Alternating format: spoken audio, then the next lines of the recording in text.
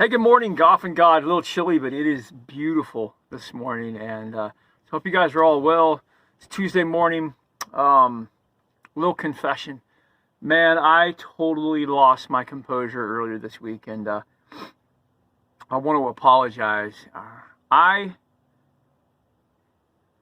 take it very personal, and more than I should, when someone discriminates against someone else, or flat out it's just mean to someone for no other reason than that they are not their own.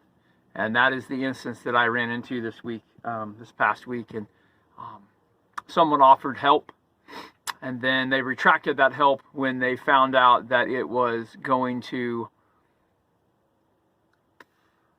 I'm not going to get into race or anything, I'm just going to say someone that was not their own. And man, I lost it. Like, I called him one name, I got called 10 names back.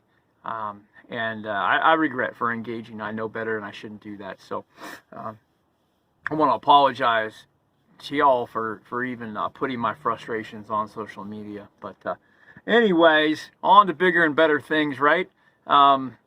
It's New Year. And a lot of you set New Year's resolutions, and if you don't, I really encourage you to do that. Don't set them to just know that you're gonna not make them and break them, but set them to be serious. And I just want to give you a little insight as to some wisdom that I have been.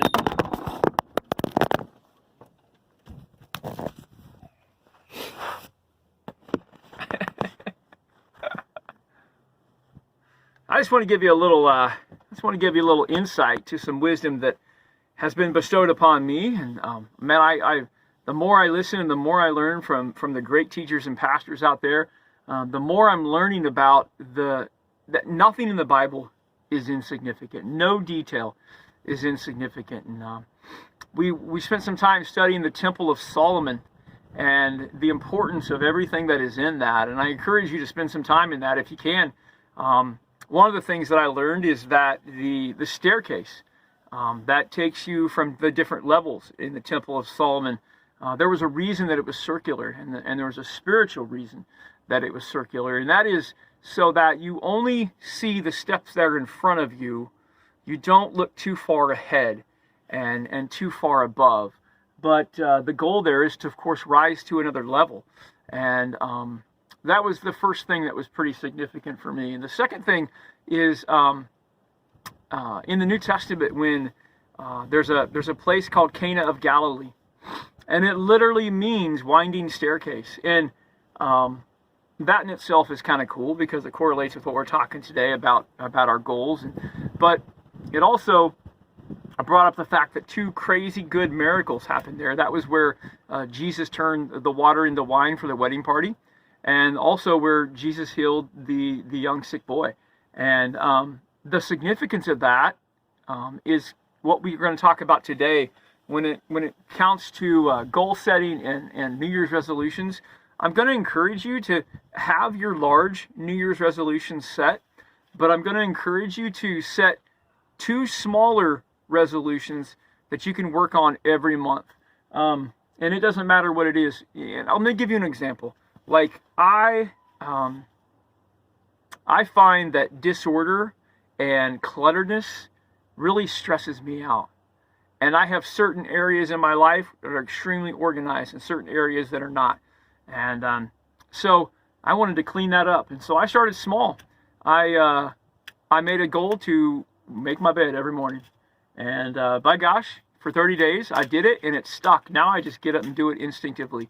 Then I set a goal to journal every day, and whether I'm journaling in my Bible or journaling in my journal, and I've done that, and it's stuck, and I'm learning so much in doing that. All just a matter of character development. But here's what I learned.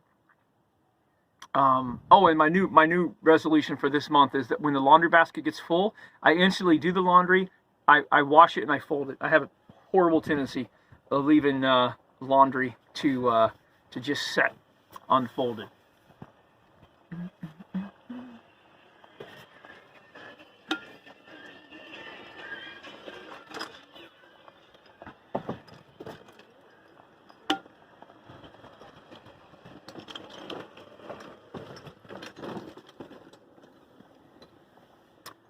say hello to the party. Anyways, the main reason that we set these smaller goals is it rewards our self-discipline. And it's important because if you never reach that big goal and you set it too high, you're always going to see yourself as a failure. You're not a failure. You're a child of God, and you are perfect in His image, and you need to prove that to yourself. And you prove that to yourself by accomplishing smaller things, and then each month adding 2 new things. And pretty soon, when you reflect back on those, oh my gosh, you're a whole different person, and you are progressing in your relationship with Christ, in your life, in your development. It's huge stuff. So I'm going to encourage you to set 2 small goals each month, do them for 30 days, and then add 2 more. And on your way to your New Year's resolution. If you want some more information on that, message me. I'll get with you.